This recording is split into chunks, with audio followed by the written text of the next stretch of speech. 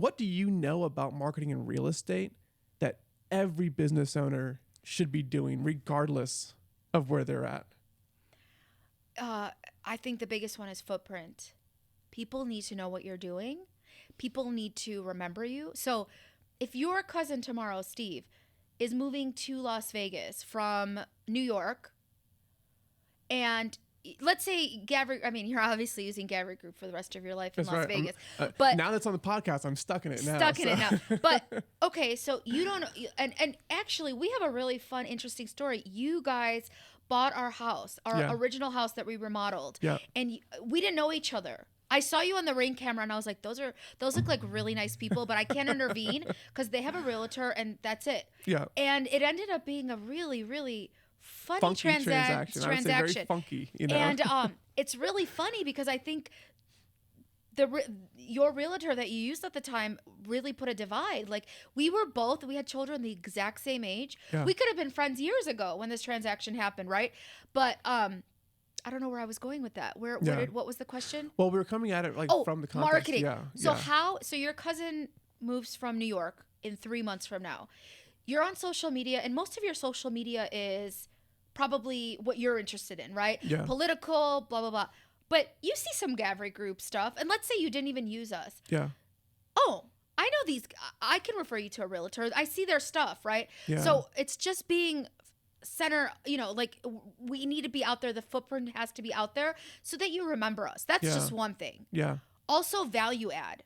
So we can tell you, I can tell you, and David can tell you the insides of the ins and outs of Vegas, like nobody's business. Yeah. We love this city. We are like the biggest cheerleaders for this city. Yeah. So you want to know anything? We're your resource. So it's value add. And we bring that in through social media. We bring that in through, our website. And we want to add value to your experience. Yeah. Because if your cousin from New York is moving here, he's going to judge us based on what we know. Because anybody can open a key or a door to a key. We have literally taken our clients and said, we're gonna go see houses. That's fine. But let us pretend that we're living here. Let's go to lunch in our favorite neighborhood that we have lunch in. Yeah. Let us show you our favorite park that we take our kids to. Because, okay, you want to live in Summerlin, but you're just it's so overwhelming what Summerlin is like. Yeah. Let's go explore it like as if we're locals, friends just hanging out for a day. Yeah. And people are like, this is where I want to live. And it's just that so back to marketing, because I can get off tangent with kind of how it all plays out. But yeah, just investing back into ourselves. So investing back into keeping our name out there, obviously, Staying top of mind. Yeah, that's also the reason to go to those nice restaurants and to be able to talk about and splurge a little bit on that. Yeah. I think it also helps to attract the clientele that are going to be buying in that $1 million range too, and talk about where they're going to be going out to eat when they live here, and you got to have this meal when you go to this place.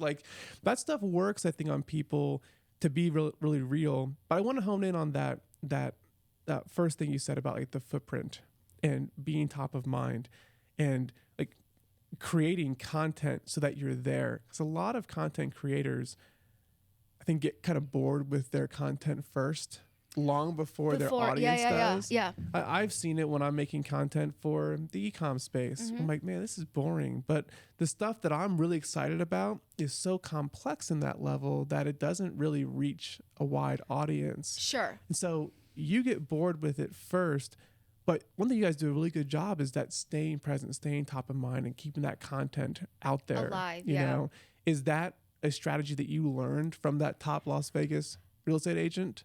No, yes, that in some regard, yeah. Because the marketing strategy for agents, it's not like it's so vastly different between, if you look at all the successful agents, their brand and sort of who they portray themselves as, those are all different, but they're pretty much all doing the same stuff.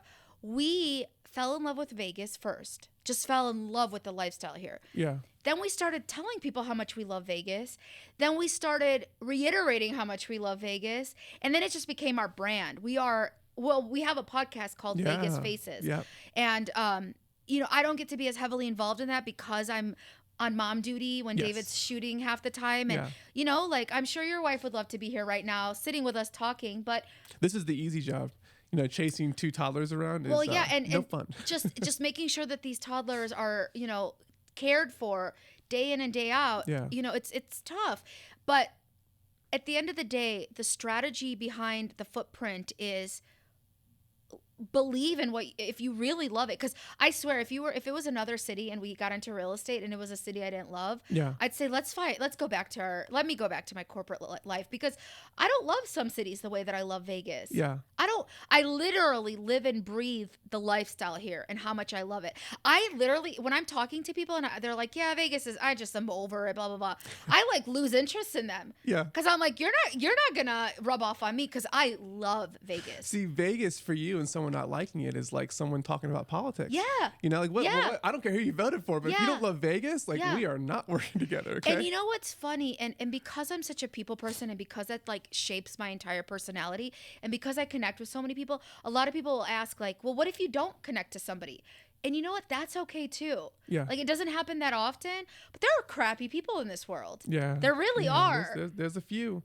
And I can think of a few in my mind right now, you know. And so when we don't connect, that's fine too. There's going to be someone out there for you. But odds are you will connect, because you're out there making those introductions, putting yourself into a situation where you can win to make that happen.